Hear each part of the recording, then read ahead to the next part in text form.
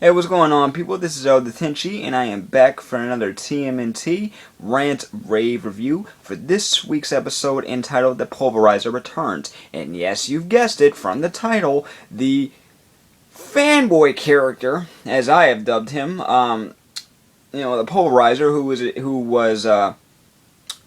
was introduced earlier in the season, has now returned. And guess what? He's joined the Foot. He's joined the Foot.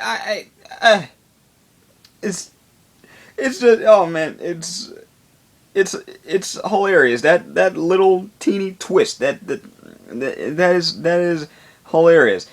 This episode starts out with the turtles, getting into a fight, mixing it up with with the Foot Ninja, basically wiping the floor with them with ease now, and they make a joke. They're like, "Hey, I feel bad for whoever's got to tell Shredder about this," right? Then we cut to a conversation with Dog Pound and Shredder, with Shredder being pretty pissed at Dog Pound, saying that you're supposed to be recruiting Foot Ninja for me, and they keep getting defeated by the Turtles, So we find out that that Dog Pound, aka Chris Bradford, like his dojo is still active, and they're using it to recruit new Foot Ninja, and that's how Pulverizer ended up being, a Foot Clan recruit, and he, because after the stuff that he went on with the Turtles last time with him, he decided to try and hone martial arts skills, try to learn and things like that. And they're like, he were so impressed with me that they asked me to join the Foot Clan. And they told him that the Foot Clan were the good guys. Now, nope, they don't tell the new recruits about the Turtles just yet. So I guess that's why he didn't say, "Hey, you were the bad guys, I'm trying to get you to nah." No, he figured by being a Foot Ninja, he could help the Turtles until they tell them what's really going down with them, and then he decides, hey, wait, if I stay with them, I could be like an agent for y'all. I could be a spy, right?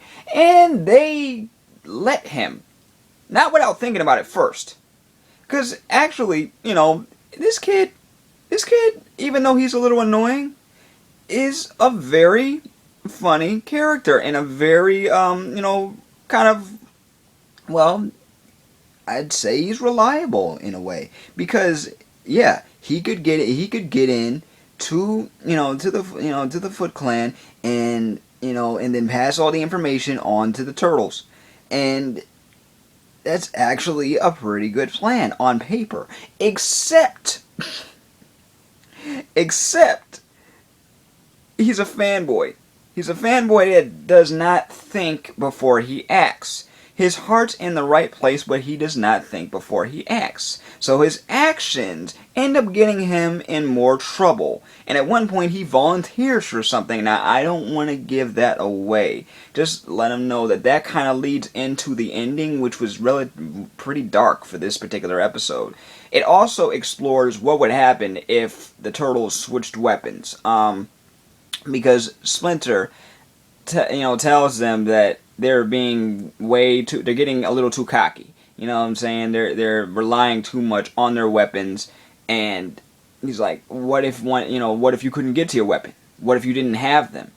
You have to learn to use your surroundings as a weapon. Whatever you see, like if you see something on the ground, something on the ground, or if you just have like a comic book in hand, use that as a weapon. Anything can be used as a weapon, and I like that because that was a nod to the 1980s series. And if anybody has watched that show, knows that a lot of the time the Turtles were basically using whatever they could find as a weapon, whether it be trash cans, whether it be tables, whether it be pizza, whether it be other types of food, garbage, all that stuff, as weapons to defeat their enemies. So basically, that's what they were doing. And at one point, they switched weapons, and since they haven't been trained on each other's weapons, just the weapons that they already have, that each of them already have individually. It was funny to see how they would how it would go down. Like, if Leonardo had the bow staff, if Michelangelo had the katana, and Michelangelo thinks just because you got the swords, you're automatically the leader. So he was trying to, so he was trying to give orders. It was kind of funny, a little bit of a running joke, but whatever. And it, altogether was a very, very funny, but kind of, dark episode at the end. I mean, it started off with laughs. It started off as like, what the heck is this kid thinking? The Pulverizer. And we even get to hear his real name. Not going to give that away. But it takes a dark turn after, him spying kind of gets him in a little too deep. And I'm not going to spoil that for you. But let me know what you think if you've seen the episode.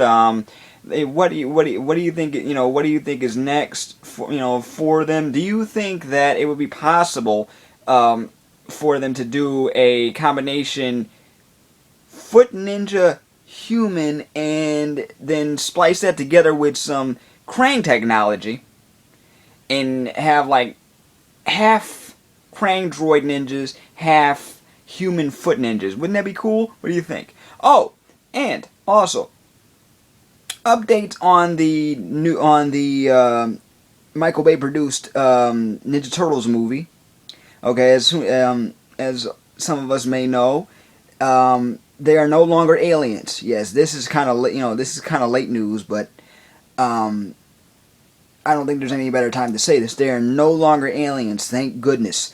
And there have been some set pictures just released. I'd say like a few days ago, and right now I really don't know what to think. I mean, you got the turtles, the guys playing the turtles in those motion capture suits. You have what's her name? Megan Fox.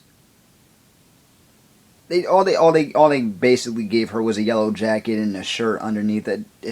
And even is she still a brunette? I mean, okay, big freaking deal. They didn't even attempt to dye her hair red or nothing like that, but whatever. What do y'all think of the set pics? What do you think of this episode? I will put a link to the set pics on the description. Yeah, that's pretty much it for this week. What are your theories and predictions for the next episode? I see that this season is winding down, but so far so good. So yeah, what do you think what are your predictions for the next few episodes with all this development going on, the mutagen with the in the Foot Clan and the Krang droids and all this stuff? Let me know in the comments below, and I will see you in the next video. Peace, love, and never be normal.